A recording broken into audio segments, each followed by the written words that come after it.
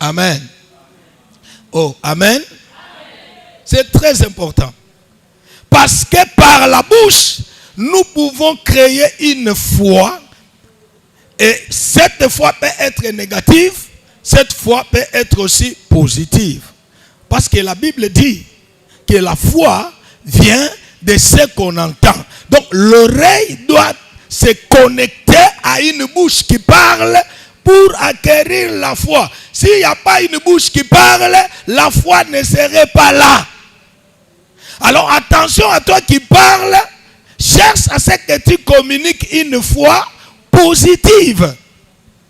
Il y a des gens qui ont échoué aujourd'hui parce qu'il était à côté de quelqu'un qui ne lui parlait que de la négativité. Négativité. Il a communiqué dans la vie de l'enfant la négativité et l'enfant n'a même pas confiance en soi-même. L'enfant ne croit pas au miracle. L'enfant ne croit pas à des choses que Dieu peut opérer dans sa vie. À cause tout simplement d'une personne qui ne savait pas bien parler. Alléluia. Moi, je dis toujours à mes enfants, vous serez grands. Là où je ne suis pas arrivé, vous arriverez.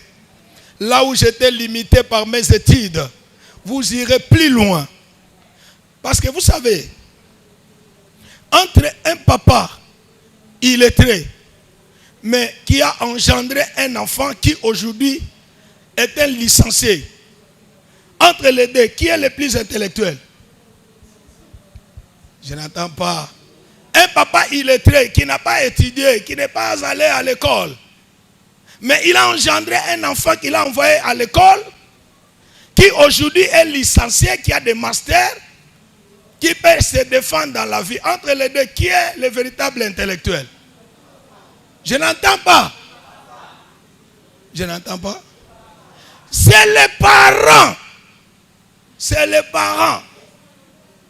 Parce que c'est les parents qui ont fait de toi ce que... Oh. Je suis devant les intellectuels, vous raisonnez de terre à terre. C'est ces parents-là qui ont fait de toi ce que tu es aujourd'hui. Alors qu'il y a d'autres parents qui diront, vous n'avez jamais rencontré de tels parents. Donc c'est un parent bourrique. Mais un parent qui engendre un géniteur de licencié, c'est un intellectuel, mais qui n'est pas allé à l'école. Il a manifesté son intellectualisme au travers de quoi? De ses enfants. Il y a des parents illettrés, mais qui ont des enfants ministres. Vous allez minimiser ces parents. C'est le produit de ses entrailles. On donne ce qu'on a. Est-ce que je parle à quelqu'un ici? Si vous dites que c'est un intellectuel par rapport à l'école, alors qu'au moment où il n'y avait pas l'école, comment on pouvait calculer les intellectuels? C'est par rapport à leur façon de faire les choses, à leur façon de préparer l'avenir, de préparer des générations. Attention à ce que tu dis aux enfants, sinon tu seras le plus grand sorcier de tes enfants. Si tu ne sais pas que dire à l'enfant, tu deviens le sorcier de sa vie. Je parle à quelqu'un? La bouche peut sortir le feu qui va endommager toute une génération. Nous avons été victimes de la puissance de la sorcellerie de la famille par rapport aux prédécesseurs, aux ancêtres qui étaient ensorcelés, qui étaient bourriques, qui ne croyaient qu'à la sorcellerie et qui ont prophétisé le malheur sur la famille. On a vécu cela des années et des années. Ils ont fait des testaments de la sorcellerie qui a lié toute une génération. Mais lorsqu'on a rencontré Dieu, on a compris que par nos bouches aussi, nous pouvons délier ce qui a été lié. Oh, je prie le Seigneur de te donner le pouvoir par la bouche de délier ce que les ancêtres ont lié. Est-ce que vous me comprenez? Quand Jésus dit, je te donne les clés, il dit ça à qui? À Pierre. Il a donné le trousseau de clés. C'est le pouvoir. C'est le pouvoir. Il dit tout ce que tu lieras. Tu vas lier comment? Avec des cordes, des fils. Avec quoi?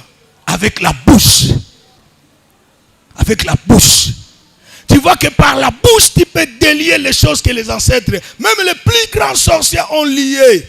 Je prie le Seigneur de te donner le pouvoir de savoir bien parler pour ta vie, bien parler pour tes enfants, bien parler pour tout ce que tu fais. Même les pauvres mamans au village qui n'ont jamais étudié, lorsqu'ils sont en train de semer l'arachide, ils parlent bien de leurs semences.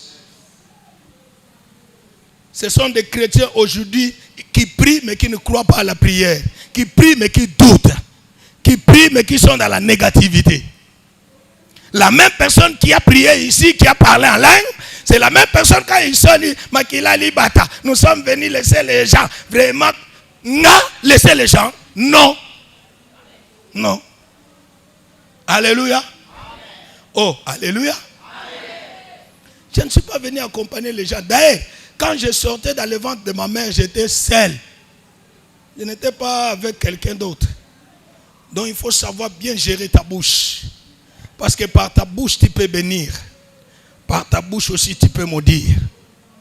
Je parle à quelqu'un. Qu'est-ce que tu dis souvent? Même à ta femme, même à ton mari. Je connais un couple où l'homme disait toujours à sa femme, je vais te tuer. Toi, tu blagues avec moi. À tout moment qu'il était en colère, il préméditait la mort. Un jour, le diable va entrer. Dans sa colère, il prend le mortier sur place. Alors comme les gens du quartier écoutaient les préméditations de tous les jours, ils sont allés prendre la police, on l'a arrêté. Jusqu'à présent, il est en prison. Qu'est-ce qui a fait ça?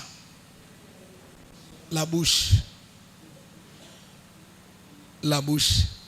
Même en amour, tu veux convaincre un cœur d'une fille, d'une femme de valeur. Il faut savoir bien parler. Il faut savoir bien parler. Il y a une...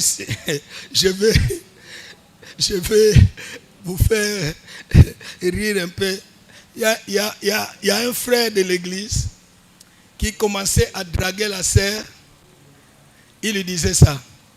Petite, moi là que tu vois, je t'aime plus que ma mère, plus que mon père, plus que le soleil, plus que. Si tu m'aimes, je t'achèterai une maison à Tour Eiffel. Alors la fille ne connaît pas Tour Eiffel, ne connaît pas qu'est-ce que ça représente. Il vient au bureau. Tu as dit bonjour, bonjour. Je voudrais quand même te poser une question. Parce qu'il y a un frère qui me drague. Mais il m'a dit, il va me trouver une parcelle à la Tour Eiffel. La Tour Eiffel, c'est l'Ifelo, c'est quoi? Quel est le frère? Il dit tel. Il dit, ce frère-là n'est même pas arrivé à Loufou, ni à Matadi, ni à Brazzaville. Peut-être il a vu la Tour Eiffel. Mais par sa façon de parler, il a troublé la fille qui commence à mener des investigations pour savoir c'est quoi. Alors je vais l'expliquer. Il faut savoir bien parler, Aya. Ta façon de bien parler peut t'embaucher quelque part. Ta façon de bien parler peut tisser de bonnes relations. Ne parle pas comme quelqu'un qui bégaye, parce que quelqu'un qui bégaye, il est embêtant. C'est pourquoi Dieu, quand il a appelé Moïse, il s'est choisi auprès de lui un Aaron pour interpréter les choses, que ça ne se complique pas. Mais nous ne sommes pas la génération de Moïse qui a besoin d'un interprète. Non. Nous sommes dans la génération de Jésus-Christ qui est lui-même la parole.